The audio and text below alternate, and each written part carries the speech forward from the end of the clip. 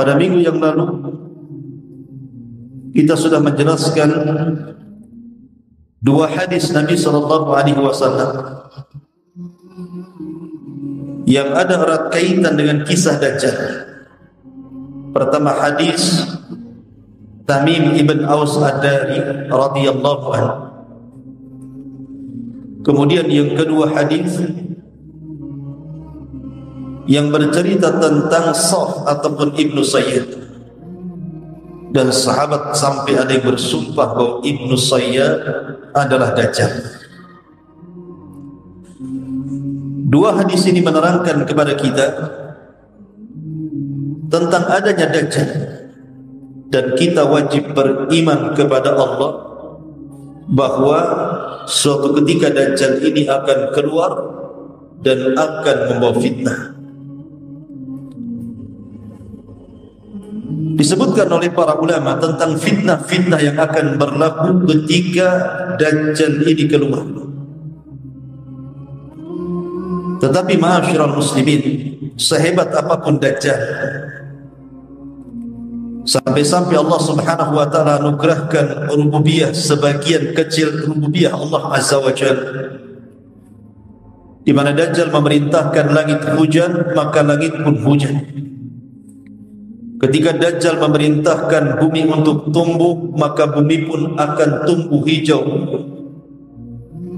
Ketika Dajjal memerintahkan orang yang mati hidup, maka akan hidup walaupun yang hidup itu syaitan. Walaupun Dajjal sehebat itu, dan tidak ada raja dari raja-raja yang pernah mengaku Tuhan mampu melakukan seperti Dajjal. Bahkan kalau seandainya seluruh tukang-tukang sihir di dunia kemudian mereka berkumpul, maka kekuatan Dajjal menjangkau seluruh tukang sihir yang ada di dunia. Tetapi Allah Subhanahu wa taala hendak menghinakan Dajjal, bahwa Dajjal tetaplah Dajjal. Walaupun Dajjal sesakti itu, tetapi dia tidak bisa menyembuhkan matanya yang buta. Mata Dajjal itu kan buta sebelah. Makanya disebutkan oleh Rasul sallallahu alaihi wasallam, "Inna rabbaka laisa bi'aqwa." Sesungguhnya Rabb kalian tidak buta sebelah, tapi Dajjal adalah buta sebelah. Dan yang sebelahnya yang tidak buta itu seperti buah anggur yang keluar. Artinya Dajjal itu jelek. Tetapi sesakti apapun Dajjal, dia tidak bisa menyembuhkan matanya. Dia bisa mengatakan kepada langit hujan, hujan. Dia bisa mengatakan kepada bumi tumbuh, tumbuh. Tetapi dia tidak bisa mengobati matanya sendiri.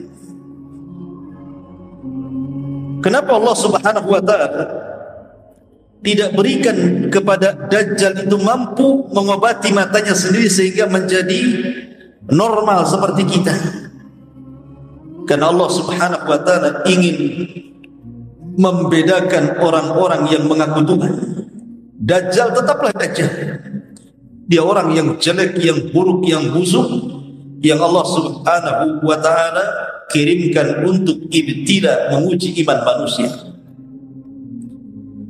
Ataupun Dajjal tidak sanggup menghapus kalimat kafir di dahinya. Bukankah salah satu alamat Dajjal itu ada tulisan kafarah di dahinya, di antara dua matanya ada tulisan kafir. Yaqra'uha, bisa dibaca qari atau ghair qari, baik dia bisa membaca atau yang tidak bisa membaca. Dia bisa membaca di antara kedua mata Dajjal itu ada tulisan kafir, tapi Dajjal tidak bisa menghapus tulisan itu di dahinya. Kenapa? Karena Allah Subhanahu wa taala ingin menghinakan bahwa siapapun yang mengaku dirinya Tuhan, dia bukan Tuhan karena masih punya kekurangan. Lihat Dajjal. atau mungkin menyembuhkan kedua kakinya. Kedua kakinya Dajjal itu murabbah. Mungkin bahasa kitanya egang gitu ya. Jadi betisnya itu seperti busur panah, kakinya itu seperti busur panah seperti ini. Jadi jalannya jelek.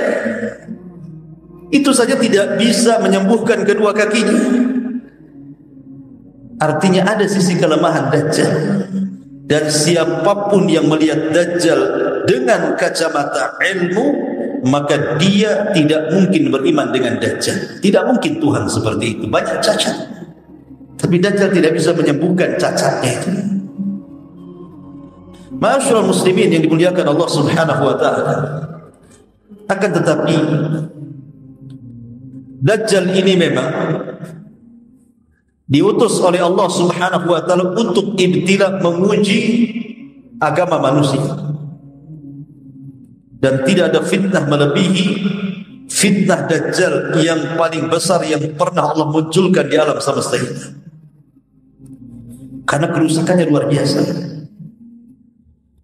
Maka malam ini kita akan rinci siapa para pengikut Dajjal dulu, apa fitnahnya, apa kerusakannya, kemudian bagaimana caranya kita menghindar dari Dajjal ini, dan bagaimana Dajjal wafatnya atau meninggalnya atau matinya, atau kasarnya mampusnya gitu.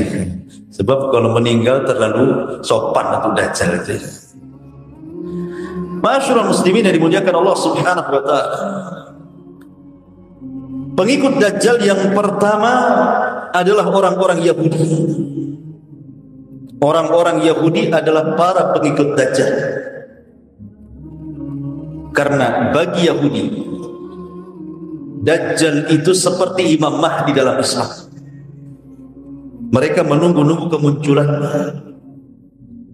Mereka tidak mengatakan Dajjal, tapi mereka menyebutnya dengan Mesias, penyelamat. Itu keyakinan orang Yahudi. Makanya Allah Subhanahu wa Rasul sallallahu alaihi wasallam bersabda dalam sebuah hadis dari Anas bin Malik radhiyallahu anhu, kata Nabi sallallahu alaihi wasallam, yatba'ud dajjalu min yahudi Asfahan sab'una alfan alaihimud dayalis. Kata Nabi sallallahu alaihi wasallam, Dajjal itu akan diikuti orang-orang Yahudi, pertama kali Yahudi Asfahan. Di mana Asfahan? Asfahan itu di Irak. Makanya sering saya ulang-ulang, Dajjal ini muncul di negeri yang mayoritas orang-orang Syiah berada, dan akan mati di negeri yang mayoritas orang-orang Yahudi berada. Muncul di negeri orang-orang Syiah dan mati di negeri orang-orang Yahudi. Seolah-olah antara Syiah dengan Yahudi itu ada komunikasi, ada hubung kait, ada korelasi dari kemunculan sampai matinya Dajjal. Maka tidak pernah kita mengakui tentang ajaran Syiah itu bagian dari Islam. Maksudnya Syiah di sinilah Syiah Rafidhah, Syiah yang mencela para sahabat Nabi sallallahu alaihi wasallam, yang mengkafirkan Abu Bakar, Umar dan juga Utsman. Kata Nabi sallallahu alaihi wasallam, Dajjal akan diikuti oleh orang-orang Yahudi Asfahan Irak. Berapa jumlahnya? Sab'una alfa, 70.000 tentara Yahudi Asfahan akan ikut di belakang Dajjal. Dan ini tentara pertama yang akan menjadi kekuatan Dajjal untuk merusak dunia. Makanya ma'asyiral muslimin yang dimuliakan Allah Subhanahu wa taala, ketika kita berkisah sedikit tentang Palestina, kenapa orang-orang Yahudi itu mereka bersikeras untuk menguasai Palestina, sejengkal demi sejengkal, sehasta demi sehasta, sekilo demi sekilo, semil demi semil, dan akhirnya menguasai sebagian besar negeri Palestina. Bahkan anehnya, yang mereka kuasai adalah daerah-daerah yang dianggap suci seperti Baitul Maqdis. Betul-betul mereka kuasai. Karena ada sebuah keyakinan yang menurut kita kaum muslimin, keyakinan itu direkayasa. Karena keyakinan itu hanya propaganda, tidak ada kenyataannya. Hanya ingin mencaplok sebuah daerah, kemudian membuat alasan atas nama agama Yahudi, di mana mereka mengatakan kenapa kami harus menguasai Baitul Maqdis, karena di Masjidil Aqsa itu di bawahnya ada haikal Sulaiman. Disebut haikal itu artinya pondasi. Pondasi Masjid Al-Aqsa itu disebut haikal. Mereka mencari haikal ini. Dan sampai hari ini sudah berapa ratus tahun orang Yahudi itu menggali situs tentang haikal Sulaiman. Sampai hari ini tidak didapati sedikit pun pondasinya. Enggak didapati. Sehingga orang-orang Yahudi sendiri berselisih pendapat tentang letak haikal Sulaiman. Sementara bagi kita tidak ada yang namanya haikal Sulaiman, karena yang membangun Masjidil Aqsa itu bukan Sulaiman. Yang membangun Masjidil Aqsa itu adalah Nabiullah Adam alaihi salatu wassalam. Ketika Adam membangun Masjidil Haram, 40 tahun setelahnya Adam membangun Masjidil Aqsa. Jadi jarak pembangunan Masjidil Haram ke Masjidil Aqsa itu 40 tahun. Kemudian dua-duanya roboh, diperbaharui orang setelahnya, dan diperbaharui orang setelahnya sampai di zaman Ibrahim dan sampai di zaman Sulaiman. Ibrahim meninggikan Masjidil Haram dan Sulaiman meninggikan bangunan Masjidil Aqsa. Pondasinya sudah ada. Bukan Sulaiman yang membangun haikal itu. Sehingga tidak ada yang namanya haikal Sulaiman itu. Sampai kiamat mereka tidak akan mampu untuk menemukan haikal itu. Kemudian mereka memiliki alasan, kalau seandainya haikal itu ditemukan, pondasi Masjidil Aqsa itu ditemukan, maka mereka akan merobohkan Masjidil Aqsa yang sekarang, kemudian akan membangun bangunan Masjidil Aqsa di atas pondasi haikal Sulaiman yang kecil itu. Bukan tidak ada alasan bagi orang Yahudi kenapa mereka sampai punya keyakinan seperti itu. Dan hari ini Masjidil Aqsa itu tidak bisa menampung orang ramai. Kenapa? Karena di bawah masjid itu sudah banyak terowongan, banyak galian ke sana kemari, sehingga kapasitas masjid itu tidak bisa banyak-banyak. Kalau sempat pun bisa ambruk. Orang-orang Yahudi berkeyakinan bahwa apabila haikal Sulaiman terbangun, kemudian pondasi Masjidil Aqsa yang sekarang dirobohkan, kemudian mereka akan membangun di atas haikal Sulaiman, maka akan datang penyelamat mereka. Karena syaratnya datangnya penyelamat mereka itu ketika haikal Sulaiman ditemukan, kemudian bangunannya didirikan. Disitulah Matius mereka, penolong mereka akan datang. Yang dimaksud kita adalah Dajjal. Ma'asyiral muslimin yang dimuliakan Allah Azza wa Jalla. Makanya keyakinan orang Yahudi itu terus tertanam.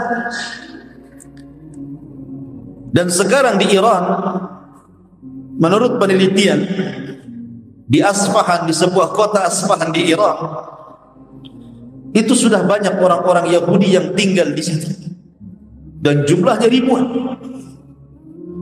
Maka ini bagian daripada pembenaran sabda Nabi sallallahu alaihi wasallam.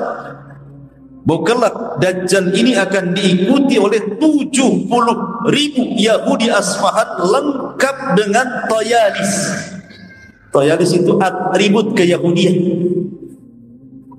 Atribut keyahudian dengan serbannya, dengan pakaian khasnya. Untuk tahu kan pakaian khasnya Yahudi yang hitam-hitam itu? Itulah disebut Tayalis. Mereka lengkap dengan Tayalis itu, dengan atribut itu, dan mereka menunggu kedatangan Dajjal. Jadi yang pertama, pengikut Dajjal adalah orang-orang Yahudi, diawali dari Asfahan, kemudian diikuti Yahudi-Yahudi yang ada di tempat-tempat yang lainnya, akan bergabung. Ma'asyiral muslimin yang dimuliakan Allah Subhanahu wa taala. Yang kedua, pengikut Dajjal adalah atba'uhu al-kuffaru wal munafiqun. Secara umum orang-orang kafir, dan secara khusus orang-orang munafik. Dan itu disebutkan dalam sebuah hadis yang dikeluarkan Imam Muslim dari Anas ibn Malik radhiyallahu anhu, anna Nabi sallallahu alaihi wasallam qala, laisa min baladin illa sayata'uhu dajjalu illa Makkah wal Madinah, wa laisa naqabun min aqabiha illa 'alayha al malaikatu hafina tahrusuha fayanzilu bisabghah fatarjifu al madinatu bi ahliha thalatha rajafat yakhruju ilayhi minha kullu kafirin wa munafiqin. Apa kata Nabi dalam hadis yang dikeluarkan Anas ibn Malik radhiyallahu anhu dari hadis Bukhari? Tidak ada satupun negeri di dunia ini kecuali akan diinjak Dajjal. Tidak ada satupun negeri. Sebutkan negeri apa saja yang tercantum dalam peta atau yang tidak tercantum dalam peta, semua akan diinjak Dajjal. Karena Dajjal itu mampu untuk berkeliling dunia kal ghaithi, seperti ghaith. Ghaith itu seperti gerimis yang dihempas angin. Jadi kalau ada angin kencang kemudian ada gerimis, maka tentu angin akan mudah untuk membawa rintikan-rintikan hujan kecil. Seperti itulah kecepatan Dajjal ketika mengelilingi dunia, seperti gerimis yang dihempas angin kencang. Tahu-tahu sudah di sana, tahu-tahu sudah di sana gitu ya. Ada memang hadis dhaif yang disebutkan para ulama bahwa kendaraan Dajjal adalah keledai yang sangat panjang sekali dan mampu melesat untuk menginjak daerah-daerah yang sulit untuk diinjak kecuali Dajjal mampu ke daerah itu.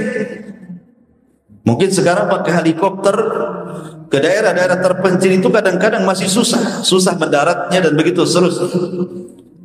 Tapi Dajjal tidak ada daerah yang mudah ataupun yang sulit kecuali diinjak. Tapi hadis ini lemah. Dajjal punya kendaraan itu hadisnya lemah. Jadi, tetapi ada juga yang kemudian sampai berlebihan ya, mengatakan bahwa kendaraan Dajjal itu semacam pesawat UFO, pesawat piring ya, pesawat UFO. Dan sudah ditemukan ada di Jawa sana. Jadi kok bisa startnya di Jawa pula ceritanya. Jadi ini khurafat lagi, khurafat kontemporer namanya. Orang dulu saja tidak meyakini seperti itu, muncul pula keyakinan-keyakinan aneh yang tidak dipahami para ulama. Intinya bahwa bagaimana Dajjal itu bisa menginjak daerah-daerah satu dunia ini, Allahu a'lam, yang jelas bahwa Allah sudah memberikan kemampuan masa. Tidak mustahil bagi Allah Dajjal ini mampu berkeliling dunia hanya waktu yang sangat singkat, 40 hari, yang satu hari pertama sama dengan setahun, satu hari kedua sama dengan sebulan, dan satu hari ketiga sama sepekan, dan hari keempat dan begitu seterusnya sama dengan hari-hari kita hari ini.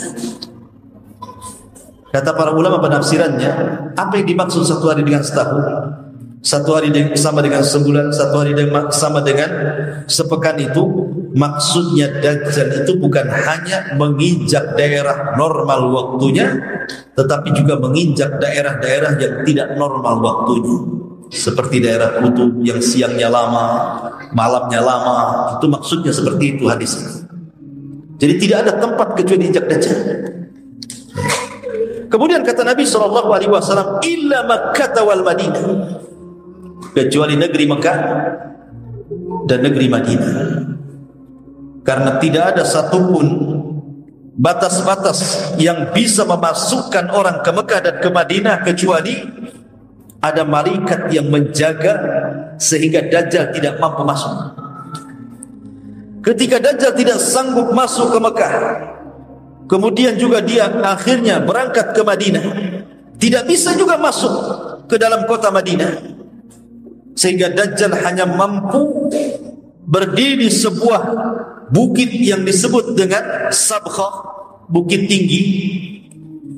Kemudian dari situ Dajjal menghentakkan kakinya 3 kali ke tanah. 1 kali hentakan terjadi gempa yang menggoncangkan kota Madinah. Kemudian 2 kali hentakan makin besar goncangannya sehingga banyak rumah yang roboh. Hentakan yang ketiga meretakkan tanah-tanah sehingga orang-orang kafir yang bersembunyi di Madinah dan orang-orang munafik, mereka ketakutan, akhirnya keluar dari Madinah.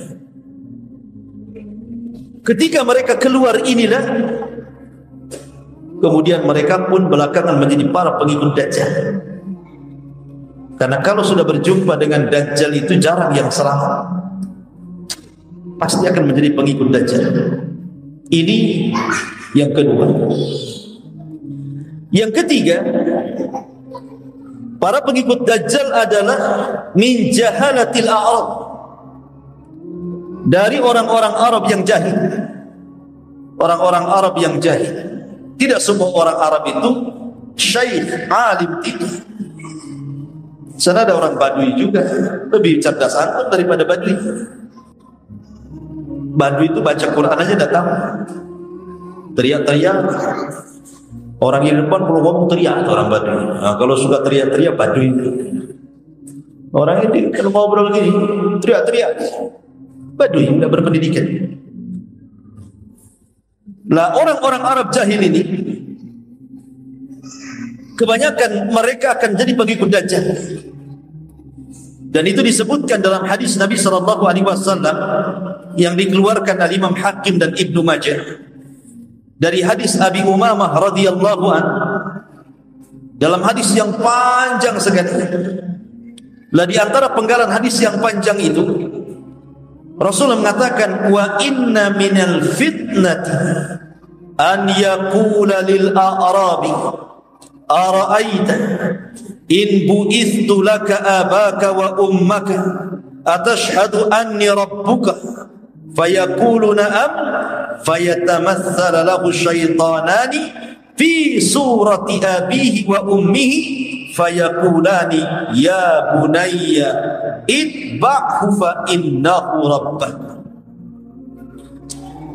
Di antara penggalan hadis yang panjang dari hadis Abi Umamah itu adalah, di antara fitnah Dajjal, Dajjal akan berkata kepada orang Arab.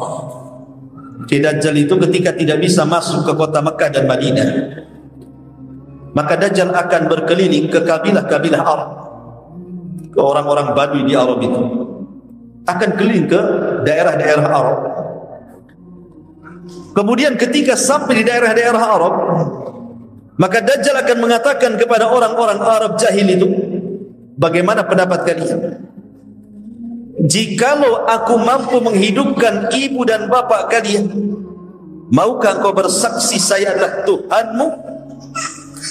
Maka orang-orang jahil Arab mengatakan, na'am ya, kami siap bersaksi kalau engkau bisa menghidupkan bapak dan ibu kami, engkau adalah Rabb kami. Maka Dajjal pun mengajak orang-orang ini ke kuburan ayah dan ibu mereka, ke kuburan orang-orang yang mereka cintai dari orang tua mereka. Kemudian setelah sampai di kuburan, tiba-tiba Dajjal mengatakan kepada kuburan, ahyu, hiduplah kalian.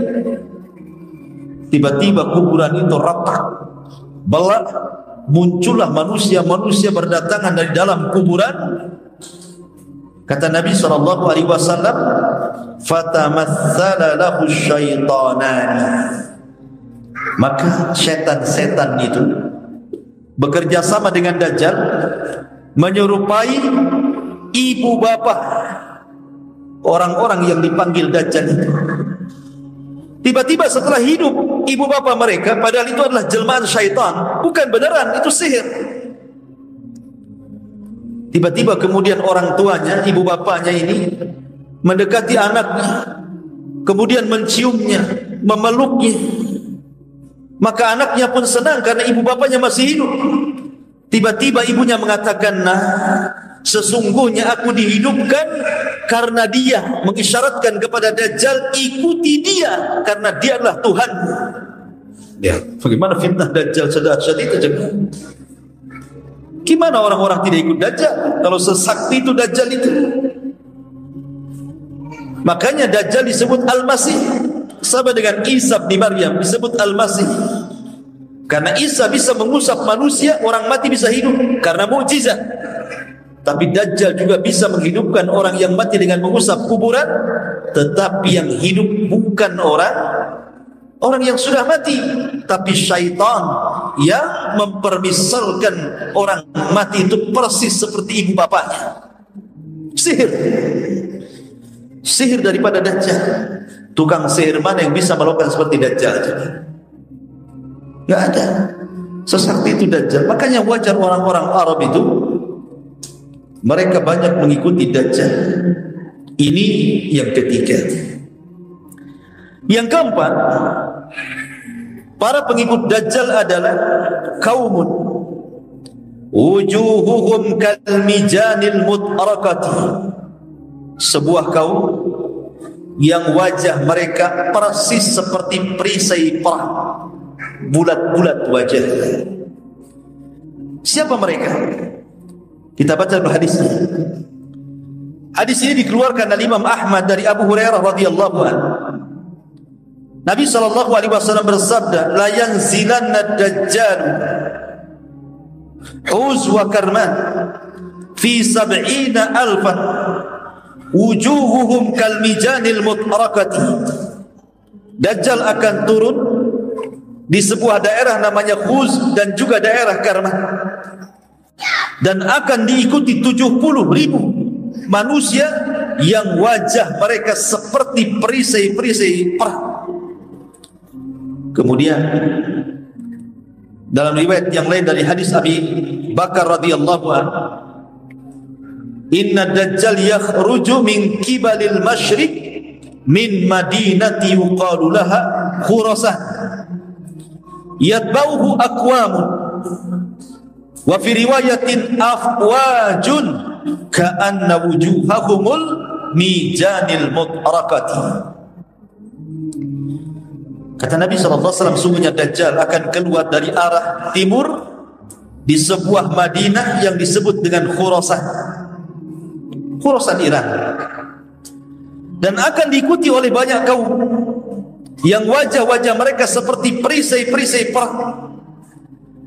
Kemudian para ulama mengatakan yang dimaksud wajah mereka seperti perisai-perisai perang, wal maqsudu bihi ba'dul a'ajim wa ba'du qabailit turki wa minhumul maghul wa tatar. Kata para ulama, yang dimaksud para pengikut Dajjal yang wajah mereka seperti perisai perang itu, mereka orang-orang asing, artinya bukan Arab kayak kita gini. Kita ini disebut orang non-Arab. Jadi para pengikut Dajjal itu orang seperti kita ini. Kemudian sebagian kabilah dari Turk. Turk itu bukan Turki, bukan. Turk itu disyaratkan kepada Mongolia ataupun Tatar yang pernah menyerang Baghdad atas kerjasama Ibnu Alqamah, seorang Syiah, sehingga banyak khulafa Abbasiyah terbunuh, bahkan ribuan jiwa kaum muslimin dibantai oleh Tatar dan bisa digulingkan di zaman Syekhul Islam Ibnu Taimiyah. Maksudnya pengikut Dajjal itu ya orang-orang yang wajahnya bulat, hidungnya pesek, matanya sipit, orangnya pendek-pendek. Itulah para pengikut Dajjal. Ini siapa ini? Yang bulat-bulat. Antum tengok anak pula. Masyarul muslimin yang dimuliakan Allah Subhanahu wa taala. Jadi orang-orang ajam, orang-orang asing di luar Arab. Kemudian juga di antara pengikut Dajjal adalah an-nisa, kebanyakan perempuan. Emak-emak itu yang banyak ikut Dajjal itu. Dibandingkan laki-laki, banyak perempuan yang ikut Dajjal itu. Dan itu berdasarkan hadis, baik secara umum bahwa para wanita itu paling banyak penghuni neraka, kan itu secara umum. Tapi secara khusus Nabi SAW bersabda, yanzilu dajjalu fi hadhihi sibkhati bimirqanatin fayakunu aktsara man yakhruj ilayhi an-nisa hatta inna ar-rajula la yarji' ila hamimihi wa ila ummihi wa ila ibnatihi wa ila ukhtihi wa ila ammatihi fayuwaththikuha ribatan makhafatan an takhruja ilayhi thumma yusallidullahu al-muslimina alayhi fayaqtulunahu wa yaqtuluna syi'atahu hatta innal yahud la yakhtabi'a tahta asy-syajarati awil hajari fayaqulu al-hajaru awil syajaratu lil muslim hadha yahudi tahti faqtul. Kata Nabi SAW,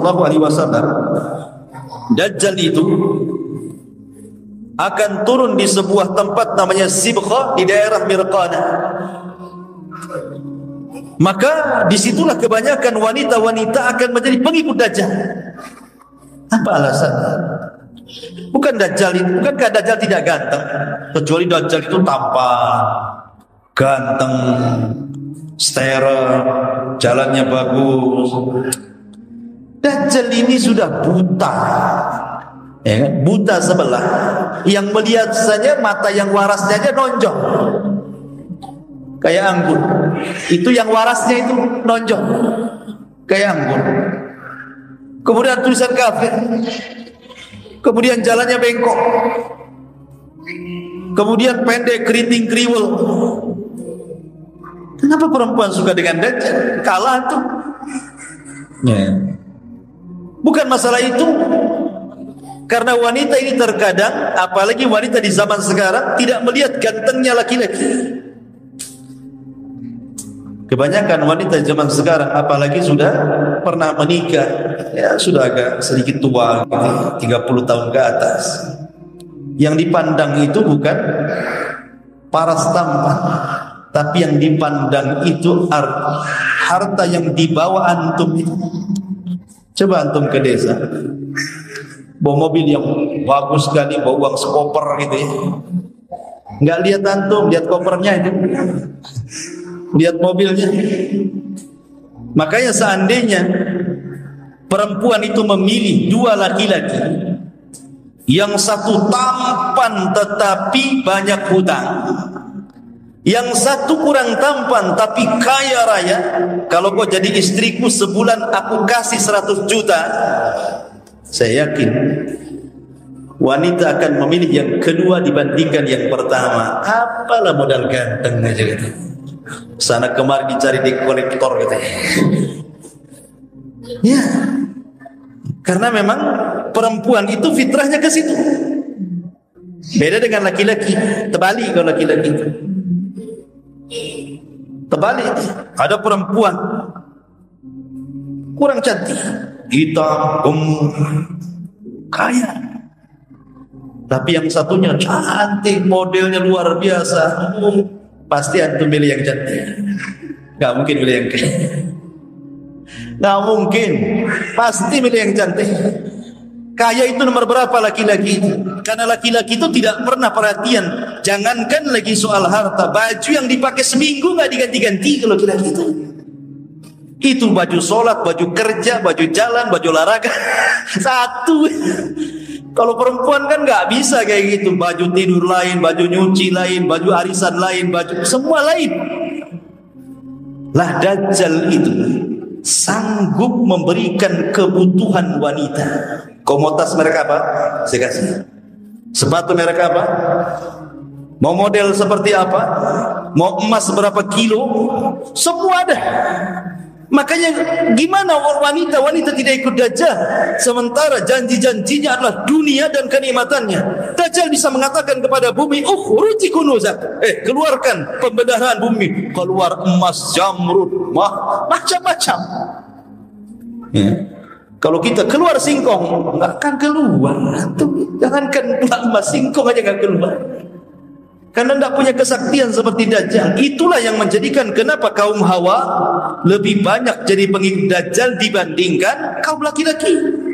Makanya kata Nabi SAW, saking khawatirnya Dajjal itu menguasai kaum wanita, wa inna rajul, sampai seorang laki-laki bergegas ke rumahnya mencari istrinya, mencari anak perempuannya, mencari bibinya, mencari ibunya, mencari ibu mertuanya.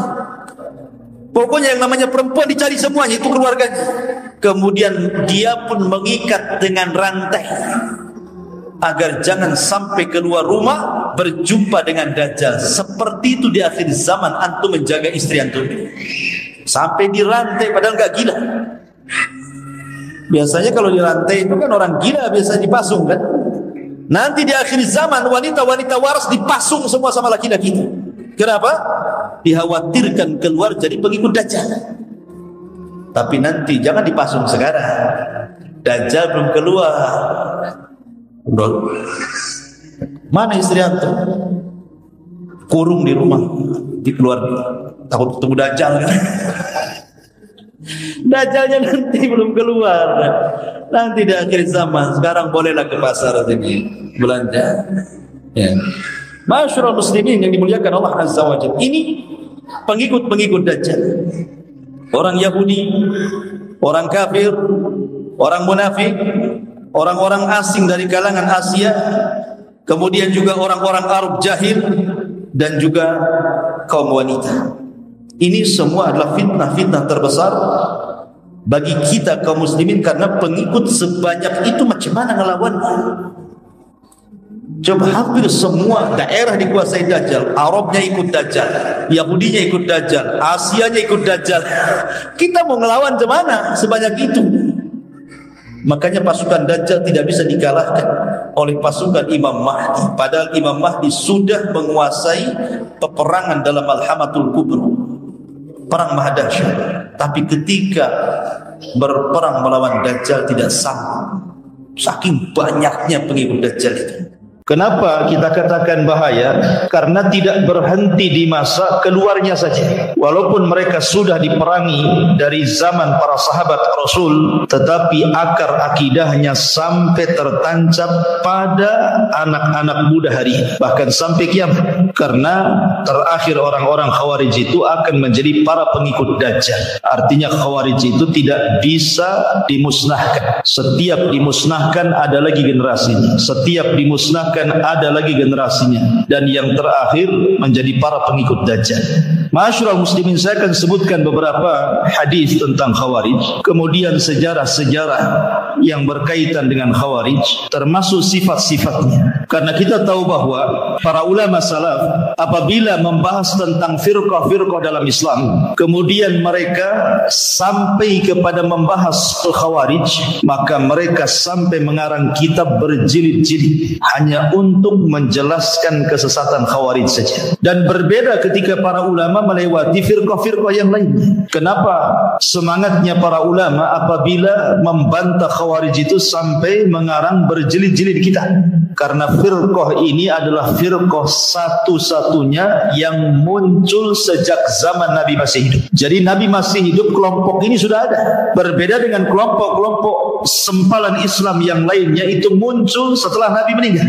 Tapi satu-satunya kelompok yang muncul di masa Rasulullah adalah kelompok Khawarij. Lebih daripada itu, tidak ada satupun kelompok sempalan yang sesat dalam Islam yang diriwayatkan begitu banyak kabarnya melebihi Khawarij. Hadis-hadis tentang Khawarij itu mencapai hampir 20 lebih hadis, dan semuanya sahih menceritakan tentang sifat-sifatnya. Berbeda dengan firqah-firqah yang lain, tidak disyaratkan kecuali mungkin Qadariyah. Rasul pernah mengatakan bahwa Qadariyah itu majusinya umat ini. Tetapi hadis-hadis seputar Khawarij ini banyak sekali, menunjukkan bahwa banyaknya hadis yang menceritakan tentang bahaya Khawarij dari lisan Rasul karena bahayanya kelompok ini. Ma'asyiral muslimin yang dimuliakan Allah Subhanahu wa taala.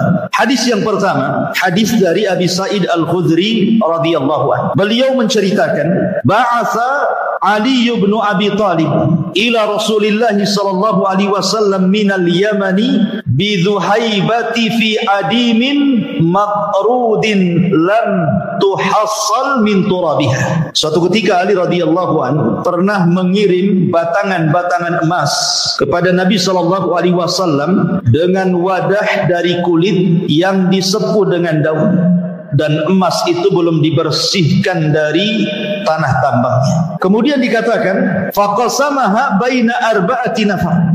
Maka beliau sallallahu alaihi wasallam membagi ke 4 orang saja. Yang pertama kepada Uyainah ibn Hisni, yang kedua kepada Aqra ibn Habis, yang ketiga kepada Zaid al-Khayl, dan yang keempat kepada Al-Qamah ibnu Ulathah. Tiba-tiba kemudian seorang bangkit dan bicara di hadapan Rasul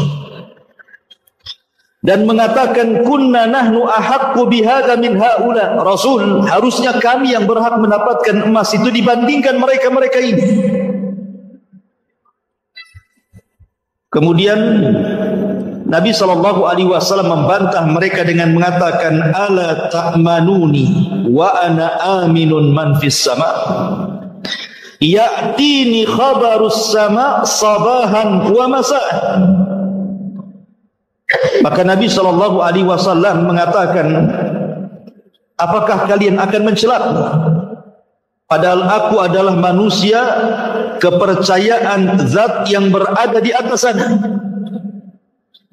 Padahal wahyu dari langit datang kepadaku siang dan malam. Tiba-tiba kemudian berdirilah seseorang, rajulun ghairul ainaini musriful wajnataini nasijul jabhataini kathulihyataini makhluqur ra'si musyammarul izah. Lihat ciri-cirinya orang ini. Tiba-tiba kemudian berdiri seorang laki-laki yang matanya cekung, pipinya menonjol, dahinya ke depan, janggutnya lebar, kepalanya gundul, dan sarungnya tersampir, artinya terikat. Kemudian dia mengatakan, ya Rasulullah, ittaqillah. Rasul, bertakwalah kau kepada Allah. Orang ini menasihati Rasul gara-gara Rasul membagikan harta-harta itu kepada 4 orang ini dan mengatakan, Rasul, bertakwa kau kepada Allah. Lihat bagaimana sifat orang yang mencela Nabi ini. Ini bukan sifat orang biasa. Artinya ini sifat ahli ibadah. Matanya cekung karena tidak pernah tidur di tengah malam. Suka menangis. Ya. Kemudian juga dahinya berbekas karena setiap hari sujud dia. Janggutnya lebat. Artinya ini sifat-sifat ahli ibadah ini, bukan orang biasa yang menegur Nabi. Dia mengatakan, ittaqillah, bertakwalah kau kepada Allah. Kemudian dikatakan, wailaka awalastu ahaqqu ahlil ardi an yattaqillah. Kata Nabi SAW, celaka engkau, bukankah aku penduduk bumi yang paling bertakwa kepada Allah subhanahu wa ta'ala. Dalam riwayat bahwa yang menegur Nabi SAW itu adalah seorang laki-laki yang namanya Dzul Khuwaisirah. Siapa namanya? Dzul Khuwaisirah. Dzul Khuwaisirah ini ada dua ya. Ada Dzul Khuwaisirah al-Yamani, orang Yaman. Itu orang Badui yang pernah kencing di masjid. Jadi zaman itu ada orang Badui namanya Dzul Khuwaisirah masuk ke masjid, kencing pula dia di masjid. Kemudian sahabat marah. Tapi Rasul mengatakan, biarkan dia kencing dulu. Kemudian sahabat pergi, Rasul mendekati Dzul Khuwaisirah ini, Al-Yamani ini. Kemudian menasihati, masjid ini bukan tempat kencing, tapi tempat solat, tempat zikir dan baca Quran. Saking lembutnya Rasul menasihati Dzul Khuwaisirah ini, Dzul Khuwaisirah ini tertarik dengan Rasul dan mendoakan, Allahumma arhamni wa Muhammadan wa la tarham minhum ahada. Semoga Allah merahmati aku dan Muhammad saja, dan Allah tidak merahmati mereka maksudnya para sahabat yang melotot kepada aku. Ini Dzul Khuwaisirah yang kencing di masjid. Namanya Dzul Khuwaisirah al-Yamani. Tapi yang dimaksud Dzul Khuwaisirah ini, yang kurang ngajar kepada Rasul ini, dia adalah namanya Khurqus ibnu Zuhair ibnu Sa'din at-Tamimi. Saya ulangi, Khurqus ibn Zuhair ibn Sa'ad at-Tamimi. Inilah yang kemudian mendatangi Nabi SAW, tiba-tiba mengatakan, i'dil ya Muhammad. Adil kau wahai Muhammad, jangan begitu pembagian. Kan kami yang memenangkan perang dalam Hunain. Kenapa mereka yang dapat, gitu maksud. Maka Nabi SAW marah dan mengatakan, illam a'dil faman ya'dil. Kalau aku tidak adil, lalu siapa manusia yang lebih adil dariku, kata Nabi SAW. Artinya bahwa orang ini pertama mencela agama Nabi. Yang kedua, mencela kealiman Nabi, seolah-olah Nabi jahil. Yang ketiga, orang ini talabud dunia, menghendaki dunia. Nanti tiga ciri ini akan menjadi ciri Khawarij. Karena ketika itu orang ini pergi, Nabi SAW mengatakan, min di'di hadzal rajul, kata Rasul, dari punggung orang ini akan muncul orang-orang yang semisal dia.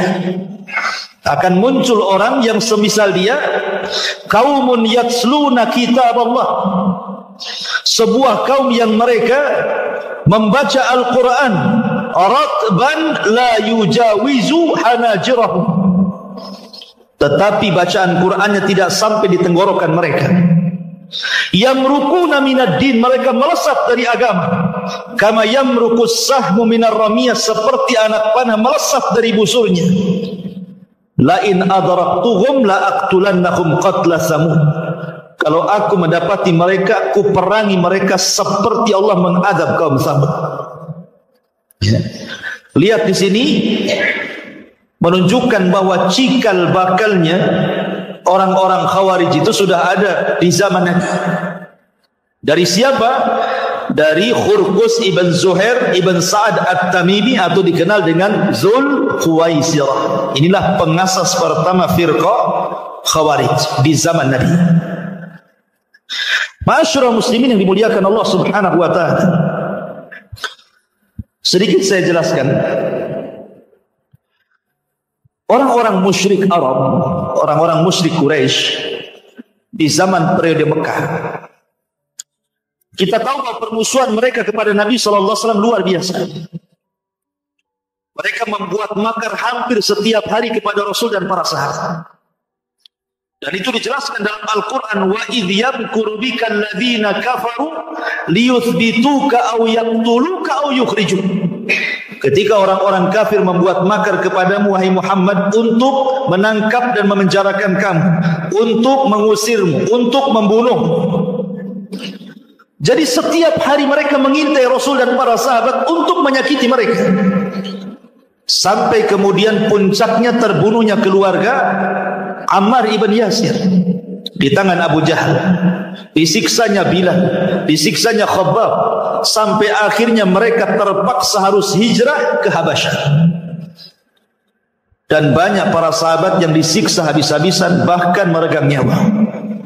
Bahkan Nabi pun tidak lepas daripada makar mereka. Ketika kemudian Nabi SAW hijrah ke kota Madinah, kemudian Islam kuat, akhirnya kemudian Rasul mampu membawa pasukan besar dari Madinah ke Mekah. Terjadilah sebuah kemenangan besar yang kemudian Allah gambarkan dalam Al-Quran. Idza jaa nasrullahi wal fath.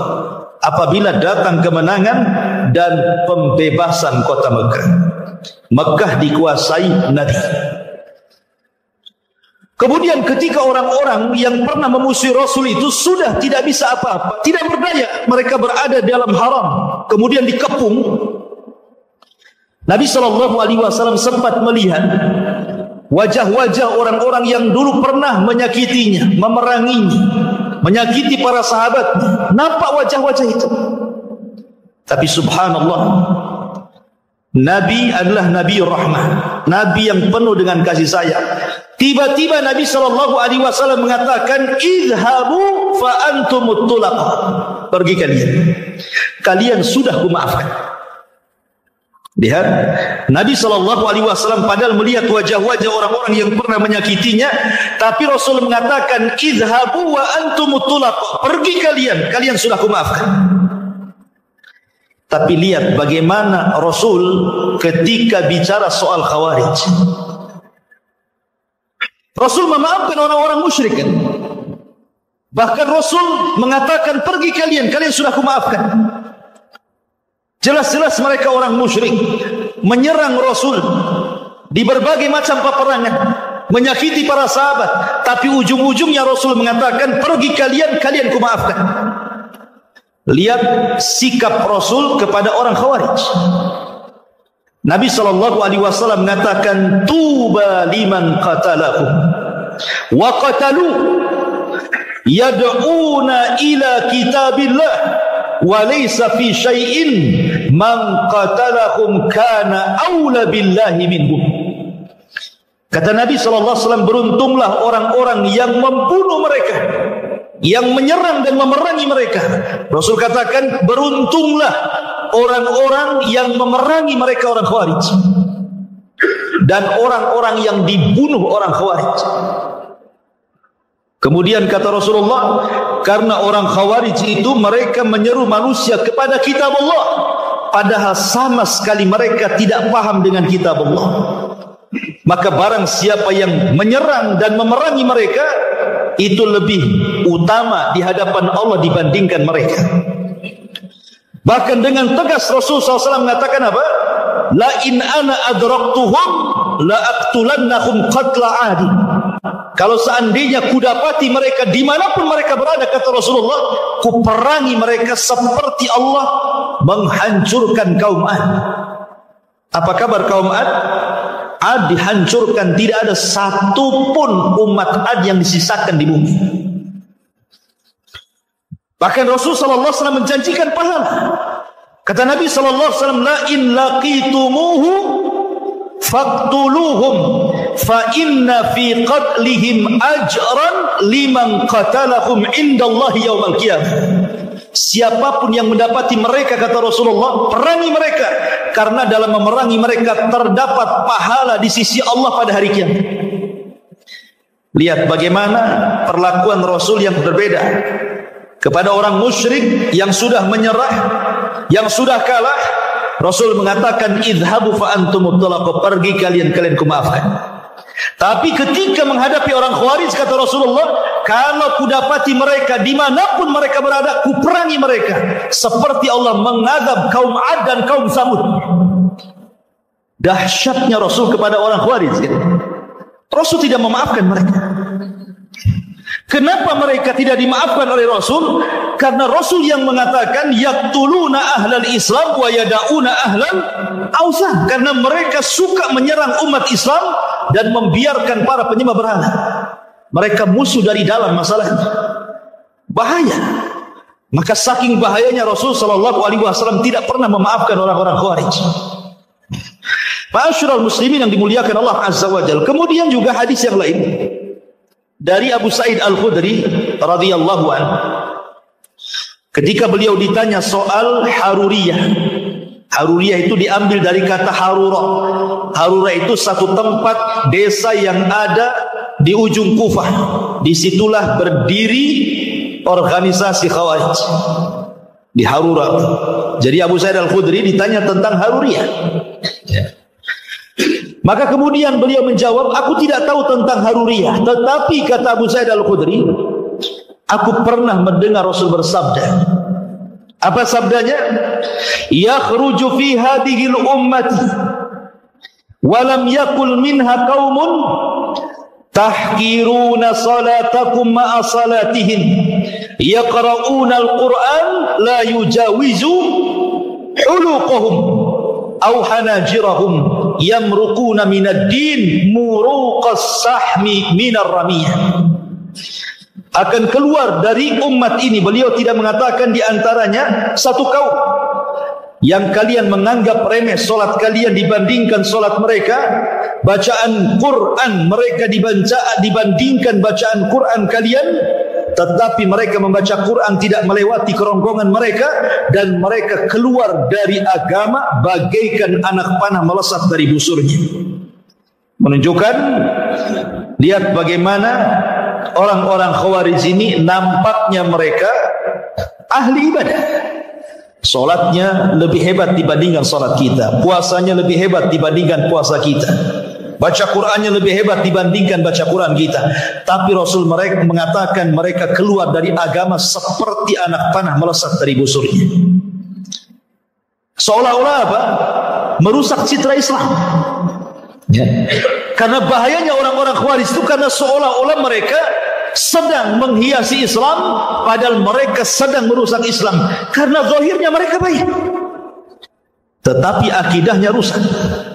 Akidahnya rusak sampai-sampai Rasul mengatakan melesat dari agama seperti melesat anak panah dari busurnya. Ma'asyiral muslimin yang dimuliakan Allah Azza wa Jalla, bahkan saking bahayanya Nabi SAW sampai bersabda dari hadis yang dikeluarkan Imam Tirmidzi dari Abu Umamah Al-Bahili radhiyallahu an, kata Rasul sallallahu alaihi wasallam ketika mensifati orang-orang Khawarij, kilabun nar syarru qatla tahta adimis sama khairu qatla man qataluhu. Mereka adalah anjing-anjing neraka. Seburuk-buruknya makhluk yang terbunuh di bawah kolong langit, sedangkan sebaik-baiknya makhluk yang terbunuh adalah yang dibunuh oleh mereka. Begitu Nabi SAW mensifati mereka sebagai anjing-anjing neraka. Bahkan dalam hadis Abu Barzah radhiyallahu anhu dia berkata, Nabi bersabda, la yazaluna yakhrujuna hatta yakhruja akhirahum, wa fi riwayat hatta yakhruja akhirahum ma'al masihid dajjal. Dan senantiasa mereka akan muncul hingga munculnya kelompok mereka yang terakhir, dalam riwayat hingga munculnya kelompok terakhir dari mereka, dan mereka akan perang bersama-sama menjadi para pengikut dajjal. Subhanallah ikhwan. Dan banyak lagi, karena hampir antara 20 hadis kurang lebih Rasul mensifati tentang orang Khawarij. Ma'asyiral muslimin yang dimuliakan Allah Azza wa Jalla, baik kita akan kupas sedikit tentang apa itu Khawarij, lalu bagaimana sejarahnya dari zaman ke zaman. Ma'asyiral muslimin yang dimuliakan Allah Azza wa Jalla, definisi Khawarij itu Saya akan mengambil definisi yang paling mencakup dari seluruh definisi yang banyak didefinisikan para ulama. Khawarij adalah kullu man kharaja ala jama'atil muslimina. Khawarij adalah setiap orang yang melakukan pemberontakan kepada jamaah kaum muslimin. Maksudnya jamaah kaum muslimin di sini artinya kepada pemerintah yang sah. Orang yang melakukan pemberontakan hendak menumbangkan pemerintah, kemudian wa kafarahum, dan juga mengkafirkan mereka. Thumma bana ala takfirihim istihlal dimaihim. Kemudian dibangun di atas manhaj takfir mereka, mengkafir-kafirkan di luar kelompoknya sampai kepada menghalalkan darah kaum muslim. Dari definisi ini berarti ada 3 poin ciri khawarij yang sangat melekat kepada mereka. Hati-hati kalau ada orang yang punya 1 ataupun 3-tiganya dari pemahaman ini, orang ini terpapar khawarij. Pertama, niat memberontak, menjatuhkan penguasa. Yang kedua, alasan memberontak kepada penguasa karena manhaj mereka manhaj takfir, karena mengkafirkan penguasa. Penguasa dianggap tagut, ya. Penguasa dianggap tagut, kafir mereka. Kemudian berakhir dengan istihlalud dam, menghalalkan darah, melakukan bom bunuh diri, melakukan peledakan, pembunuhan, dan begitu seterusnya. Kalau sudah ada niat memberontak didasari dengan manhaj takfir karena mengkafirkan, pasti diakhiri dengan pengeboman, dengan pembunuhan. Itulah 3 ciri khawarij. Ma'asyiral muslimin yang dimuliakan Allah Subhanahu wa taala. Tadi saya sudah singgung bahwa kelompok ini ideologinya sudah ada sejak zaman Nabi sallallahu alaihi wasallam. Ketika Dzulkhuwaisirah kemudian tidak terima dengan pembagian ghanimah harta rampasan perang Hunain dan mengatakan, adil engkau wahai Muhammad. Dalam riwayat, bertakwalah engkau wahai Muhammad. Maka Rasulullah SAW mengatakan, illam adil faman ya'dil. Kalau aku tidak adil, siapa lagi yang lebih adil dari aku? Maka dari sini ada 3 ciri yang melekat juga daripada khawarij. Pertama, mencela agama orang, karena orang ini mencela agama Nabi. Orang-orang khawarij itu suka mencela agama di luar kelompoknya, seolah-olah mereka lah yang ahli jannah, yang lain ahli neraka. Seolah-olah mereka itulah yang masuk surga, yang lain itu masuk neraka. Karena mereka suka mencela agama orang. Ini dari perkataan Dzulkhuwaisirah kepada Rasul. Kemudian yang kedua, mencela ulama. Mencela ulama, orang yang paling alim Rasul, orang yang paling paham itu Nabi, dicela Nabi. Maka mereka akan suka mencela para ulama, karena di tengah-tengah orang-orang khawarij tidak ada ulama. Tidak ada ulama. Makanya ketika Abdullah ibn Mas'ud radhiyallahu an diberitahu oleh Abu Musa al-Ash'ari radhiyallahu an bahwa di Masjid Kuba itu ada orang yang berhalaqah zikir yang tidak pernah diajarkan di zaman Nabi. Di mana mereka bawa batu, kemudian bertasbih sekian kali, 100 kali, kemudian dioper batunya ke sebelahnya. Nanti dia ngitung dengan batu itu tasbih sekian kali, kemudian dioper ke sebelahnya sampai berkeliling. Ini tidak pernah diajarkan di zaman Nabi. Makanya Abdullah bin Mas'ud mengatakan, daripada kalian hitung zikir kalian dengan batu-batu yang tidak pernah diajarkan Nabi itu, hitunglah dengan batu itu kesalahan kalian. Ujamin kebaikan kalian tidak akan hilang. Apakah kalian lebih berpetunjuk ataukah sedang membuka pintu kesesatan, kata Abdullah bin Mas'ud. Kata perawi hadis yang menceritakan tentang kisah Abdullah bin Mas'ud dengan Abu Musa al-Ash'ari ini, sungguh aku lihat orang-orang yang berhalaqah yang tidak pernah diajarkan di zaman Rasul, tidak ada satupun sahabat yang duduk di situ. Dan sungguh aku melihat ketika terjadi perang Nahrawan antara orang-orang Khawarij melawan kubu Ali radhiyallahu an, rupanya yang halaqah zikir itu bergabung di tentara Khawarij. Ya, kata Imam Al-Barbahari rahimahullahu taala, lihat, terkadang bid'ah itu awalnya kecil kemudian menjadi besar. Awalnya hanya zikir, jadi perang, menumpahkan darah. Menunjukkan ketika rawi riwayat ini mengatakan, aku tidak melihat ada satupun sahabat yang ada pada mereka, karena memang mereka tidak ada ulama dan mereka justru mencela ulama. Mereka mencela ulama. Kemudian yang ketiga, dari kisah Dzul Khuwaisirah ini, Dzul Khuwaisirah ini cemburu gara-gara Nabi SAW membagi-bagikan harta ghanimah Hunain lebih banyak diberikan kepada Muhajirin dibandingkan Ansar. Kemudian dia mengatakan, "Idil ya Muhammad, adil engkau ya Muhammad," menunjukkan tujuan Dzul Khuwaisirah itu adalah talabud dunya, hanya mencari dunia. Dan ciri-ciri Khawarij itu mencari dunia. Kok bisa? Mereka rela mati loh Ustaz. Bom berada di badan dia, dia ledakkan. Mana mungkin dia mencari dunia? Kalau ada orang ngomong gitu ya, gimana bantahannya? Kita katakan, ada seorang alim di zaman tabi'in, bahkan boleh dikata sayyidut tabi'in, pemimpinnya para tabi'in, namanya Hasan Al-Basri rahimahullah ta'ala. Hasan Al-Basri rahimahullah ta'ala ditanya soal Khawarij. Ketika Hasan Al-Basri mengatakan orang-orang Khawarij itu kharaju li ajli dunia, mereka keluar karena dunia. Orang ini ngomong kepada Hasan Al-Basri, ya Imam, bagaimana kau bisa mengatakan mereka kharaju li ajli dunia, keluar karena dunia? Aku loh melihat sendiri dengan mataku, katanya. Ada seorang Khawarij keluar dari rumahnya, meninggalkan rumahnya, meninggalkan istrinya, meninggalkan anak-anaknya, kemudian bertempur sampai pedangnya patah dan sampai mati dalam peperangan. Apakah kau katakan mereka mencari dunia? Seperti yang kita katakan hari ini, ya, mereka sampai menyurati orang tuanya, berpamitan sama orang tuanya, meletakkan bom kemudian di perutnya, kemudian meledakkan. Apa mereka mencari dunia? Bukankah mereka itu simbolnya bahwa ingin cepat mati supaya cepat masuk surga, supaya dapat langsung dikawinkan dengan bidadari, katanya. Nah itu ya. Lihat bagaimana Hasan Al-Basri membantah mereka.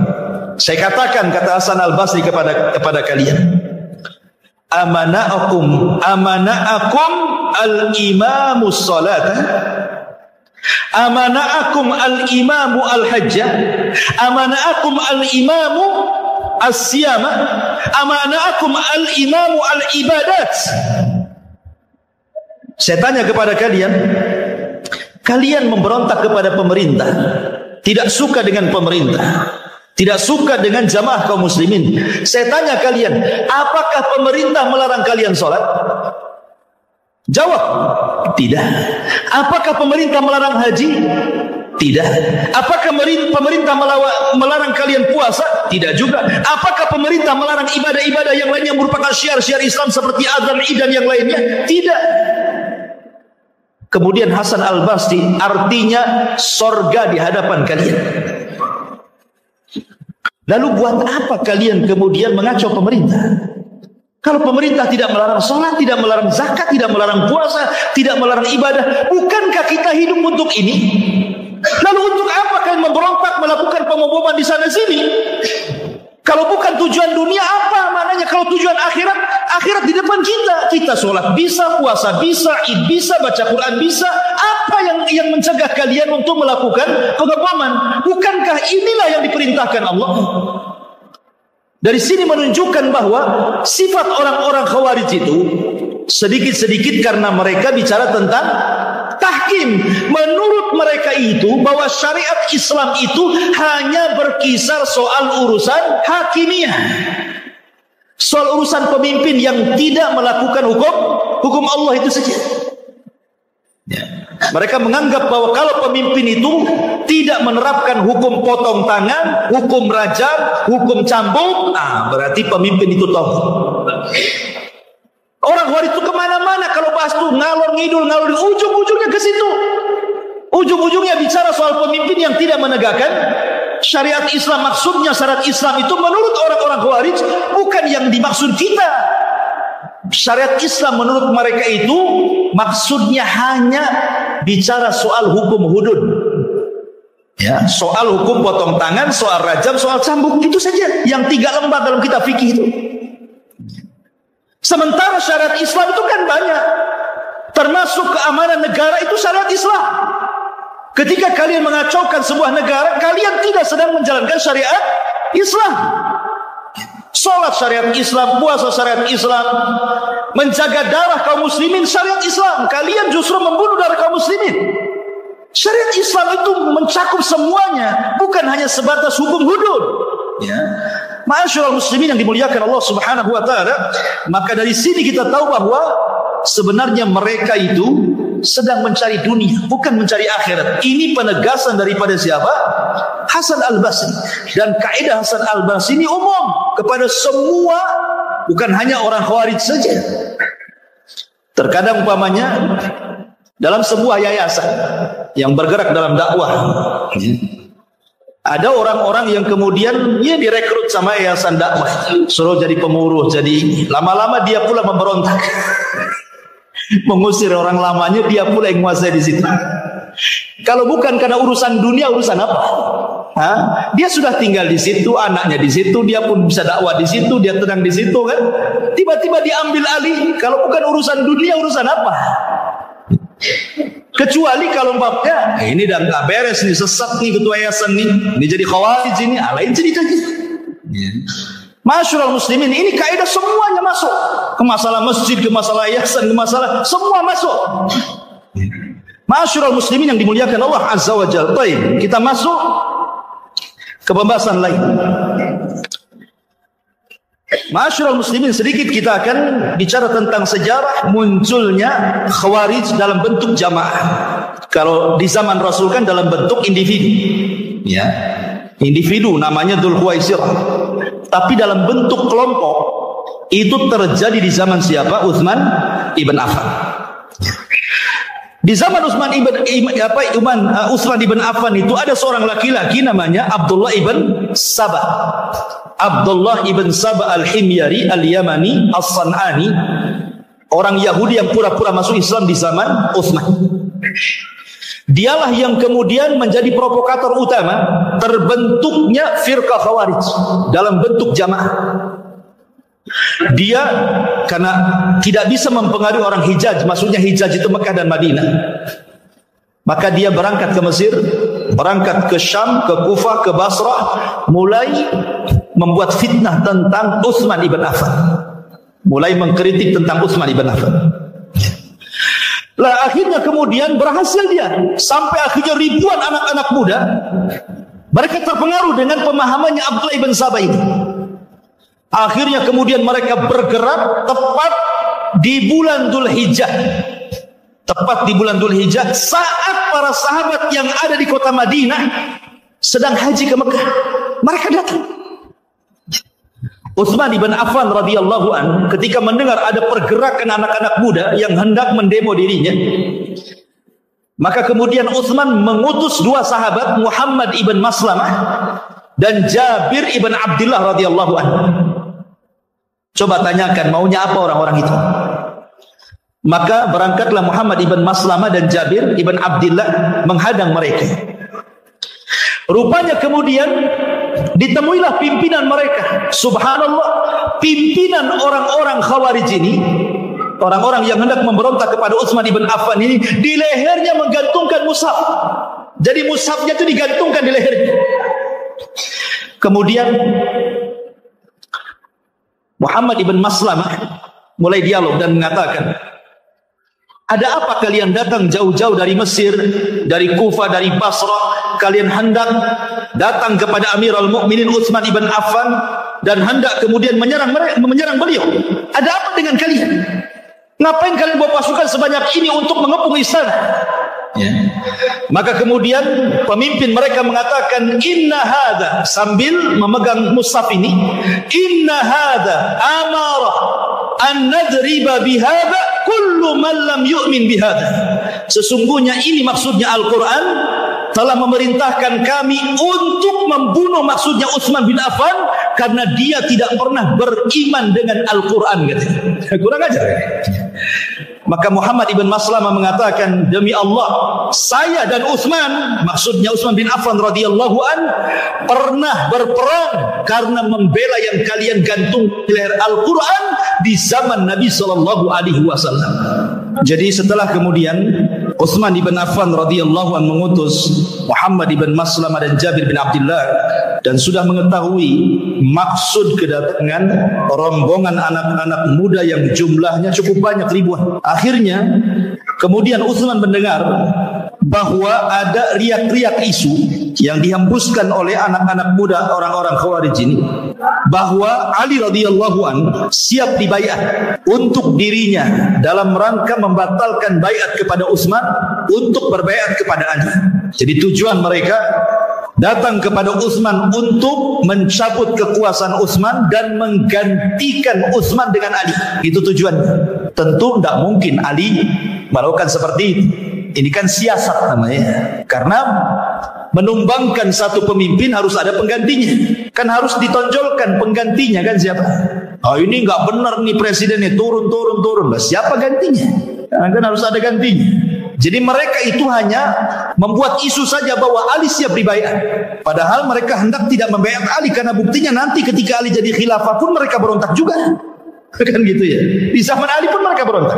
Jadi akhirnya Utsman ibn Affan radhiyallahu an memanggil Ali radhiyallahu an. Dipanggil sama Utsman Ali.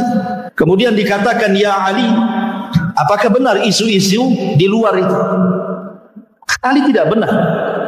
Aku tidak hendak merobohkan kekuasaan, apalagi saya hendak menyuruh manusia untuk membaiat diriku. Kalau begitu, kata Utsman, temui orang-orang itu, katakan bahwa itu tidak benar. Akhirnya Ali keluar. Kemudian Ali radhiyallahu an keluar, kemudian mulai berdialog dengan orang-orang Khawarij. Kata Ali radhiyallahu an, apa maksud kalian datang jauh-jauh dari Mesir, dari Kufah, dari Basrah, hendak demonstrasi kepada Utsman ibn Affan? Tahukah kalian siapa Utsman? Utsman itu menantu Nabi. 2 putri Nabi dinikahi dia. Akhirnya kemudian mereka mengatakan di hadapan Ali radhiyallahu an, karena ada 5 perkara yang ingin kami tanyakan kepada Utsman. Kata Ali radhiyallahu an, sebelum kalian tanyakan kepada Utsman, sebutkan 5 perkara itu kepada. Kemudian mereka mengatakan, yang pertama, saya mendengar bahwa Utsman itu atamma salata fi Makkah. Dia menyempurnakan solat di Mekah yang harusnya dikosor. Kan Utsman tinggal di Madinah. Kalau ke Mekah itu safar. Harusnya dia mengkosor, bukan menyempurnakan. Ini satu. Kata Ali, yang kedua apa? Yang kedua, hamal himah. Saya dengar Utsman itu punya peternakan unta yang tidak boleh siapapun mendekatinya. Untuk apa itu peternakan unta itu? Untuk memperkaya dia. Kemudian kata Ali, baik, yang ketiga. Yang ketiga, kharaqal mushaf. Lebih parah lagi, saya dengar Utsman membakar mushaf. Mushaf dibakar dia. Bagaimana mungkin dia membakar mushaf? Taib, kata Ali, yang keempat. Yang keempat, wala qarabatahu. Dia menjadikan para pemimpin-pemimpin di daerah itu keluarga dia saja. Apa bahasanya? Nepotisme. Kemudian kata Ali, yang kelima apa? Kemudian mereka mengatakan yang kelima, Utsman ini melantik para pemimpin-pemimpin di daerah min sighari sahaba wa taraka kibarahum. Hanya melantik orang-orang sahabat-sahabat senior, sahabat-sahabat junior, dan meninggalkan sahabat-sahabat senior. Kan yang senior banyak, sahabat-sahabat kibar. Kenapa dia melantik yang muda-muda? Baik, kata Ali radhiyallahu an. Kemudian Ali radhiyallahu an mulai membantah satu persatu. Kata Ali radhiyallahu an, tahukah kalian kenapa Utsman tidak mengqasar salat di Mekah ketika haji? Fa inna Utsman qad ta'ahal ay tazawwaj. Dia kan punya istri di Mekah. Ya. Seperti antum nih, satu istri di Batam, satu istri di Padang. Kalau antum pulang ke Padang, antum mukim di sana. Karena tinggal di sana istrinya kan, kecuali kalau dua-duanya tinggal di sini kan gitu. Kalau di dua tempat berarti dua-duanya mukim. Lah Utsman itu menikah di situ. Kemudian yang kedua, adapun Utsman punya peternakan unta, itu bukan peternakan unta dia. Itu peternakan untanya kaum muslimin. Utsman hanya menggebukkan saja, itu milik Baitul Mal. Tidak benar yang kalian ceritakan. Adapun yang ketiga, Utsman membakar mushaf, kan di zaman Utsman itu sudah saya jelaskan. Ketika Hudzaifah ibn Yaman datang kepada Utsman dan mengatakan, "Ya Utsman, terjadi perselisihan para sahabat soal qiraah." Kata Utsman, "Kalau gitu kumpulkan semua qiraah-qiraah itu." Akhirnya dikumpulkan catatan-catatan qiraah, maka Utsman membakar qiraah yang syadzah yang diperselisihkan dan menetapkan qiraah yang akhir dibaca Nabi. Jadilah mushaf Utsmani. Jadi kata Ali, Utsman itu membakar qiraah-qiraah yang syadzah, yang diperselisihkan, bukan membakar mushaf. Kemudian adapun Utsman, dia meletakkan kemudian para pemimpin daerah dari kerabat-kerabatnya. Saya tanya kepada kalian, ada enggak pemimpin yang diletakkan Utsman dari kerabatnya dan dia orang zalim?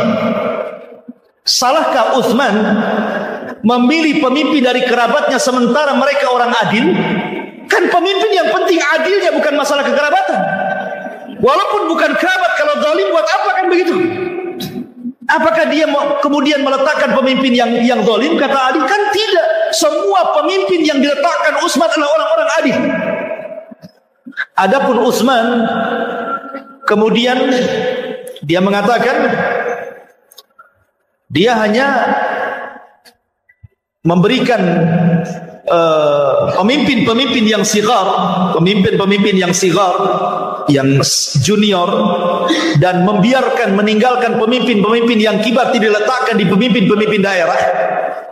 Maka kemudian kata Ali radhiyallahu anhu, Rasulullah pernah menjadikan Usamah ibn Zaid untuk menjadi pemimpin perang. Usianya 20 tahun. Di belakangnya Abu Bakar, Umar, Utsman dan yang lainnya. Kemudian juga Rasul pernah memerintahkan Attab ibn Usaid, umurnya juga 20 tahun, sementara di belakangnya para sahabat Nabi SAW. Jadi apa yang salah dengan Utsman? Kalau Utsman memang dia meninggalkan kibarus sahabat, kemudian meletakkan sigorus sahabat, Rasul pun pernah melakukannya. Kalau dia memang kemudian diambil dari kerabat-kerabatnya, apakah ada yang zalim dari kerabatnya? Tidak. Bahkan Rasul pun pernah mengkhususkan orang-orang Quraisy dari pemimpin dan tidak diberikan kepada selain Quraisy. Ya kan? Yang jadi pemimpin kan semua orang-orang Quraisy. Abu Bakar, Umar, Utsman, Ali. Tidak ada orang-orang Ansar kan? Semua orang-orang Muhajirin. Lalu apa salahnya? Mulailah kemudian kehabisan syubhat. Karena orang Khawarij ini hanya bisa dibantah dengan khusyubhat. Kalau Densus menangkap Khawarij, kemudian dimasukkan penjara, disiksa, itu yang dikehendaki mereka. Memang mereka suka ditangkap, disiksa, kalau bisa dibunuh biar mati syahid, menurut keyakinan mereka. Itu sebuah kelezatan bagi mereka. Sehingga untuk memberantas mereka itu dengan cara apa? Menghilangkan syubhat. Ya. Utus orang alim berdialog dengan mereka. Nah, seperti itulah caranya sebagaimana Ali berdialog dengan mereka. Mereka kehabisan syubhat. Akhirnya salah seorang di antara mereka mendatangkan syubhat lagi yang baru dan mengatakan, "Ya Ali, Utsman pernah mencopot Hakam ibn Abil As," katanya. Hakam ibn Abil As ini diletakkan oleh Rasul di Taif. Tiba-tiba di masa Utsman kenapa dicopot? Itu kan orang yang diletakkan Nabi. Kenapa dia berani mencopot, katanya? Kata Ali radhiyallahu anhu, "Ya, memang Utsman pernah mencopot Hakam ibn Abil As, tetapi dikembalikan ke Taif," katanya. Dan dia tetap jadi pemimpin sana. Subhanallah, syubhat dari semua arah, ya. Pertama mencela agama. Utsman mencela salat, kan mencela agama namanya. Ya. Kemudian mencela kerajaan. Bahwa Utsman ini enggak becus. Mengurus kerajaan, mengurus negara ini enggak becus ya. Masa kerabatnya ini Mulai dianggap nggak becus tuh. Ya. Kemudian juga masalah apa? Masalah mushaf lagi. Jadi Utsman itu diserang dari semua segi gitulah. Dan memang begitu biasanya orang-orang yang menjatuhkan pemerintah itu, dia harus punya syubhat yang banyak. Nah, kalau nggak punya syubhat yang banyak nanti ditanya, ngapain kau demo mau meruntuhkan penguasa? Ada apa dengan penguasa kan gitu? Bingung dia. Oh, karena saya dibayar pakai nasi bungkus. Lain ceritanya. Masa alasannya dibayar nasi bungkus? Kan harus jelas kan gitu ya alasannya ya. Lihat orang-orang Khawarij ini alasannya macam-macam. Ma'asyiral muslimin yang dimuliakan Allah Azza wa Jalla. Akhirnya kemudian apa yang terjadi?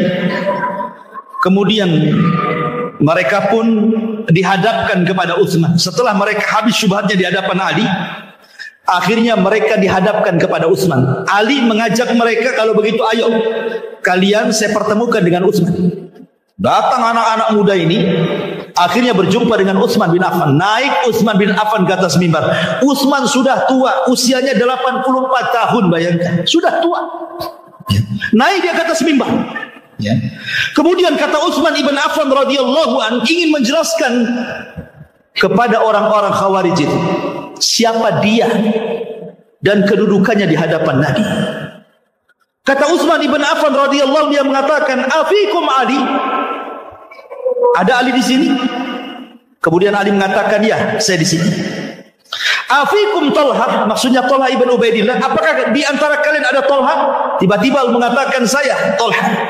Kemudian kata Utsman, "Afikum Sa'd bin Abi Waqqas?" Ada Sa'd bin Waqqas di sini. Oh, kata Sa'd, saya di sini. "Afikum Zubair?" Apakah ada Zubair? Kata Zubair, saya di sini. Ketika sudah lengkap, ini orang-orang yang mubasysyiruna bil jannah ya. Orang-orang yang mendapatkan kabar gembira masuk surga yang disebut oleh Utsman ini. Kemudian Utsman mengatakan, "Saya bersaksi kepada kalian. Saya bersaksi kepada Allah kepada kalian." Ya. Tanyakan kepada orang-orang ini, maksudnya kepada Ali, kepada Talha, kepada Sa'ad bin Abi Waqqas, kepada Zubair. Tanyakan kepada orang-orang ini. Mereka tahu semuanya. Nabi SAW sewaktu hidup pernah mengatakan, "Man ishtara bi'ra rumah falahul jannah." Siapa yang membeli sumur rumah, ketika itu para sahabat tidak ada air kecuali harus beli kepada orang Yahudi. Kemudian Rasul mengatakan setiap hari dimahalkan sama orang Yahudi itu air daripada sumur rumah itu. Akhirnya Rasul mengatakan, beli saja sumur itu. Kemudian Rasul mengatakan, siapa yang mau beli sumur rumah diberikan kepada kaum muslimin falahul jannah, ku jamin dia masuk surga. Kata Utsman, kalian tahu siapa yang membelinya? Bukan Ali, bukan Talha, bukan Zubair, bukan siapa-siapa. Saya yang membelinya. Ini bukan hendak ria, bukan. Biar mereka tahu, karena mereka hendak berbuat jahat, maka Utsman mengingatkan siapa dirinya. Kemudian kata Utsman ibn Affan radhiyallahu anhu, bukankah Rasul pernah mengatakan siapa yang bisa membeli tanah ini yang dempet dengan Masjid Nabawi, maka dia dapat surga. Siapa yang membelinya? Aku yang membelinya. Kemudian aku serahkan untuk peluasan Masjid Nabawi. Kemudian ketika tentara Tabuk kesulitan, sampai-sampai Rasul mengatakan, "Man jahaja jaisyal usra falahul jannah." Siapa yang bisa mendanai tentara kesulitan, maka bagi dia surga. Kata Utsman, aku yang mendanainya. Sampai-sampai dikatakan bahwa Tabuk itu milik Utsman semuanya, karena dia yang mendanainya. Artinya Utsman membeli surga dari Rasulullah sampai 3 kali. Setelah kalian tahu kedudukanku, apakah kalian akan menyerangku? Maka akhirnya Utsman ibn Affan radhiyallahu an hanya mendoakan sebelum turun dari mimbar dan mengatakan, Allahumma gfirli waliman abahadami. Ya Allah, semoga Allah mengampuni diriku dan orang-orang yang hendak menghalalkan darahku. Kemudian Utsman menangis turun, semua orang menangis. Ma'asyiral muslimin yang dimuliakan Allah Subhanahu wa taala. Ketika kemudian selesai ini, mereka sadar, orang-orang Khawarij ini mereka sadar bahwa keberadaan mereka, karena mereka masalahnya kan anak-anak muda, mereka orang-orang yang tidak pernah hidup di masa sahabat, sehingga tidak tahu hakikat orang-orang sahabat-sahabat Rasul. Mereka tidak tahu keutamaan mereka, karena mereka orang-orang jauh, orang-orang yang dari Irak, yang dari Kufah, yang dari Mesir, kan mereka nggak tahu anak-anak muda yang baru-baru itu. Makanya ciri-ciri orang Khawarij itu adalah hudatsaul asnan, anak-anak muda tapi jahil, bodoh.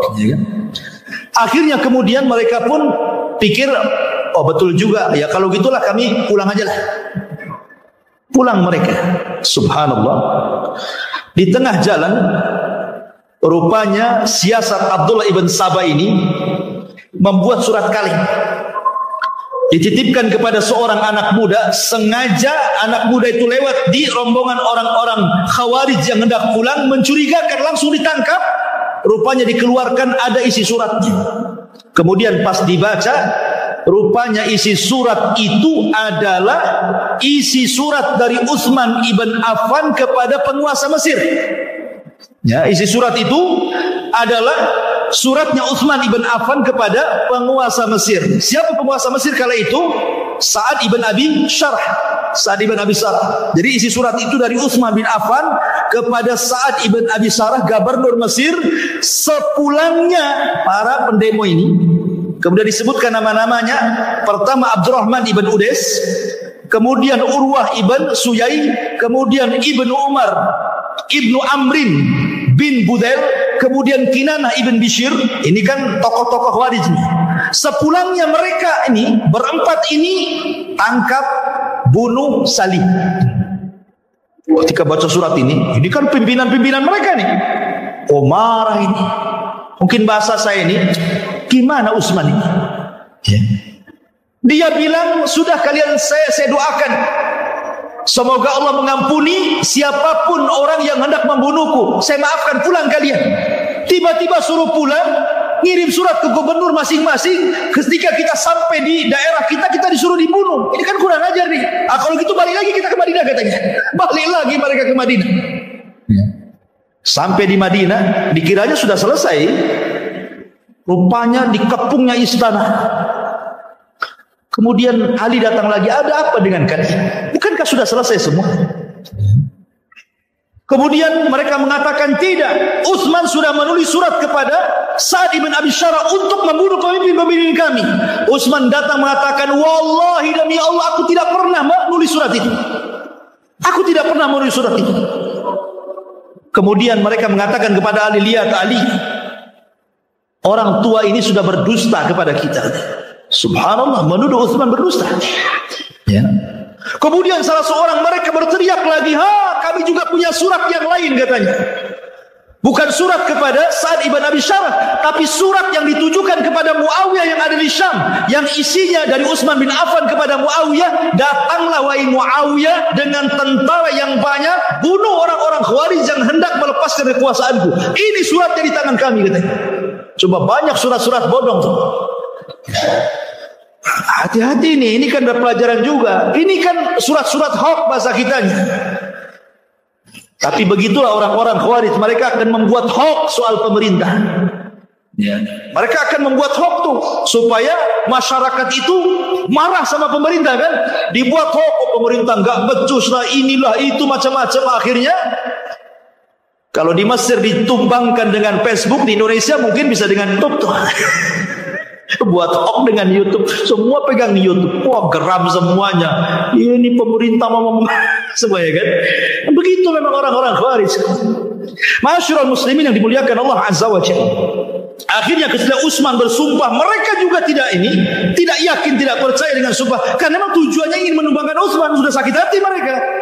Akhirnya ketika itu banyak para sahabat datang ke rumah Utsman. Ada Abu Hurairah, ada Hasan, ada Husain, ada Zubair, ada Tolha. Banyaklah para sahabat datang ke rumah Utsman dengan membawa pedang-pedang mereka dan siap menghadapi mereka. Tapi Utsman mengatakan, bersumpah demi Allah, sebaiknya sarungkan pedang-pedang kalian. Ini urusan aku dengan mereka. Ini urusanku dengan mereka. Pulang kalian. Saya tidak hendak menumpahkan darah siapapun ahlu Madinah di kota Madinah. Pulang. Abu Hurairah radhiyallahu sampai menangis. Akhirnya dia lempar pedangnya, menangis keluar dari rumah. Karena dia tidak bisa apa-apa. Utsman tidak mau dibela. Ya. Ketika di dalam rumah itu tidak ada sahabat satupun kecuali Utsman dan istrinya. Mulailah orang-orang ini menakuti orang-orang kota Madinah. Bayangkan, karena ketika itu tentara tidak ada, sedang haji semua. Yang kedua, kekuatan tentara kaum muslim itu semua ada di Syam, ada di Di Gubernur Muawiyah sana kan pusat kekuatan kaum muslimin kan di Syam.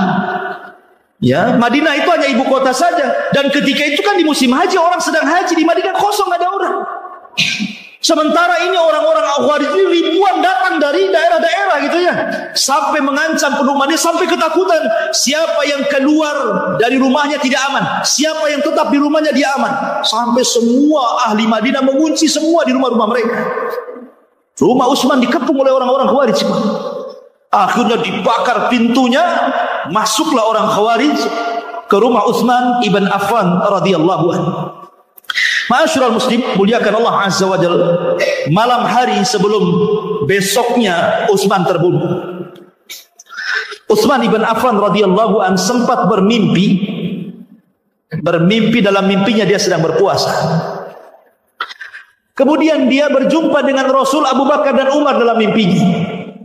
Kata Nabi SAW, "Ya Utsman, a'atosh, apakah engkau haus wahai Utsman?" Kata Utsman, "Iya wahai Rasul." "Atakhaf ya Utsman, apakah engkau takut wahai Utsman?" Kata Utsman, "Iya wahai Rasulullah." "Kalau begitu engkau besok berbuka denganku di sini." Kemudian Utsman terperanjat. Dia mimpi seperti itu, bahwa dia besok akan berbuka bersama Nabi. Maka dia pun terbangun. Rupanya orang-orang Khawarij sudah berhasil masuk ke dalam rumah.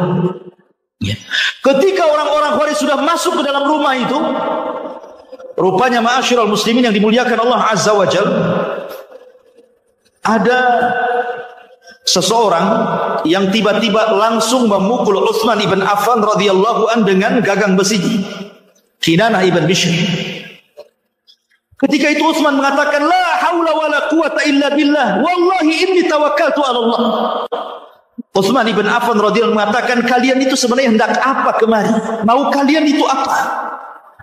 Maka orang-orang mengatakan, "Kami hanya kemari untuk engkau memilih dua pilihan," katanya. "Pilihan yang pertama, turun dari kekuasaanmu. Pilihan yang kedua, darahmu. Kalau tidak kami bunuh."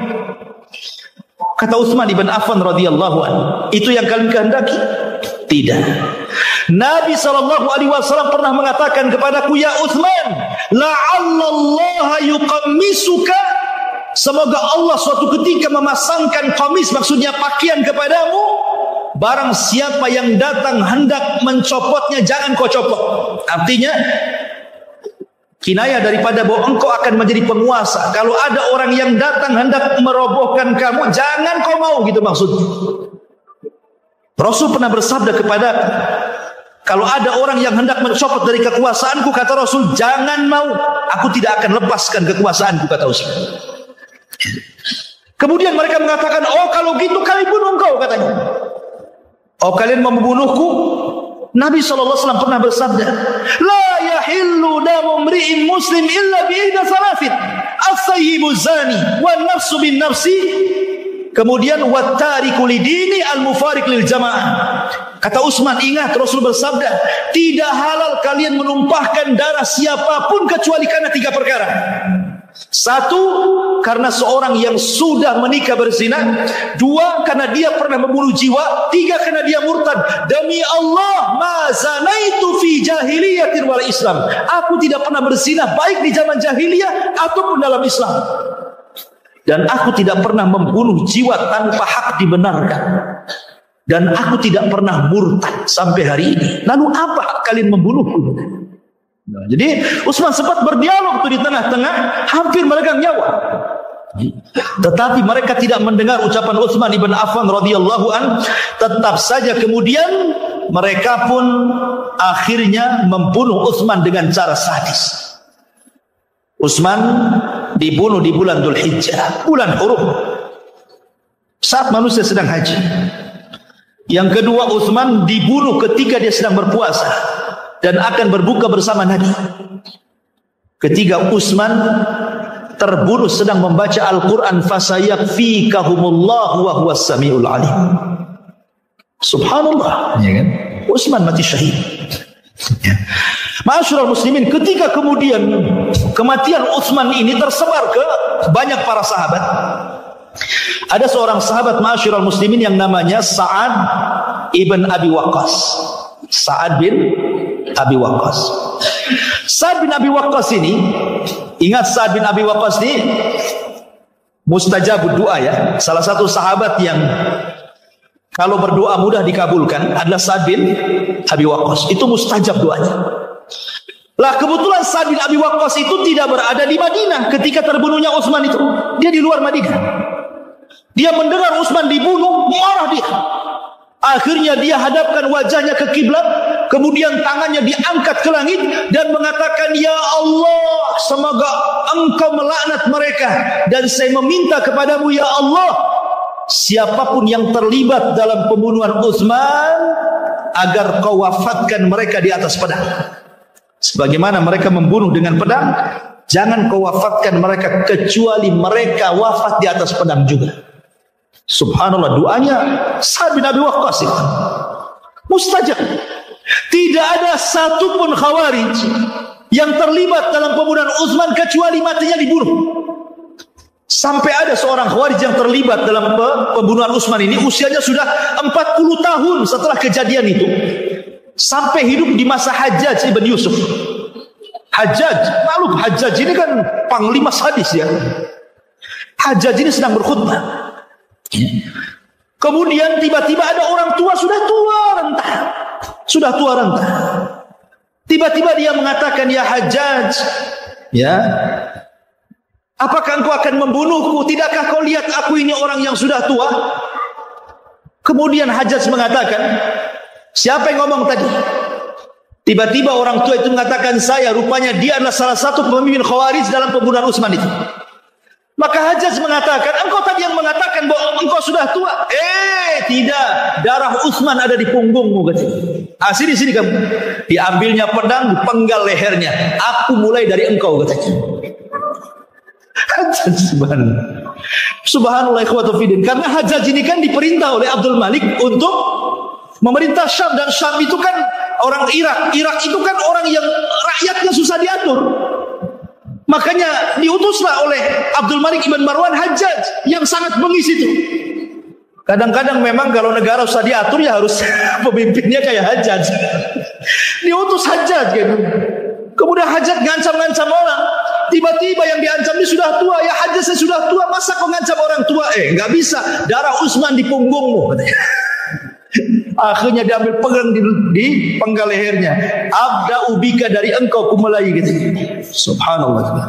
Inilah mustajabnya doa siapa? Sa'ad bin Abi Waqqas. Sampai jam berapa ya? Coba bayangkan, anak nulis loh, masih banyak. Sampai ditulis 1, 2, 3, 4, 5 lembar. Ya kan? Jadi gimana Charles? Sudah, kita bersambung aja lah ya. Sudah insya Allah ya. Insya Allah kita bersambung. Sebelum bersambung ada pertanyaan. Satu pertanyaan saja ya. Bismillah, Ustaz mau bertanya, kalau ada sifat-sifat khusus yang kita temui di sekitar masyarakat kita, apa yang harus kita lakukan? Khawarij, sifat-sifat Khawarij yang kita temui di masyarakat, apa yang harus kita lakukan? Ya kita nasihati. Ya. Kita nasihati. Kemudian bekerja sama dengan ya pimpinan masyarakat di situ, RT, RW dan yang lainnya kan itu ya. Tidak perlu dengan kepolisian karena kan mereka bahaya. Mereka sangat bahaya. Dan tadi saya sudah jelaskan bahayanya sampai Rasul tidak memaafkan mereka. Ingat, tujuan mereka itu hanya darah. Tujuan mereka itu darah. Padahal Nabi SAW mengatakan, seandainya kalau ada orang datang ke Ka'bah bawa cangkul, bawa gada, palu, kemudian Ka'bah itu dihancurkan satu keping sampai rata dengan tanah, itu lebih ringan dosanya dibandingkan menumpahkan darah satu orang muslim. Lihat orang-orang yang melakukan pengeboman itu, tujuan mereka orang-orang kafir. Kenyataannya apa? Orang Islam yang mati. Dan lebih parah lagi, tidak ada adab jihadnya. Dalam Islam saja adab jihad. Tidak boleh membunuh anak-anak, tidak boleh membunuh orang tua, tidak boleh membunuh wanita, tidak boleh merusak. Ya. Yang dibunuh tentara saja. Ini enggak semua rata. Perempuan yang lewat mati, anak yang lewat mati, orang tua mati, semua mati di sini. Enggak ada adabnya. Itu kalaupun terjadi dalam sebuah pertempuran yang jelas-jelas bertempur, ya kan? Mereka tidak sedang bertempur. Ini negara Islam. Mereka mau mengacau negara Islam. Keamanan itu nikmat yang paling besar. Kalau memang ada di masyarakat yang seperti ini, waspadai. Kalau perlu dinasihati, laporkan kepada RT, RW, lurah, polisian, ya. Karena ini sangat bahaya.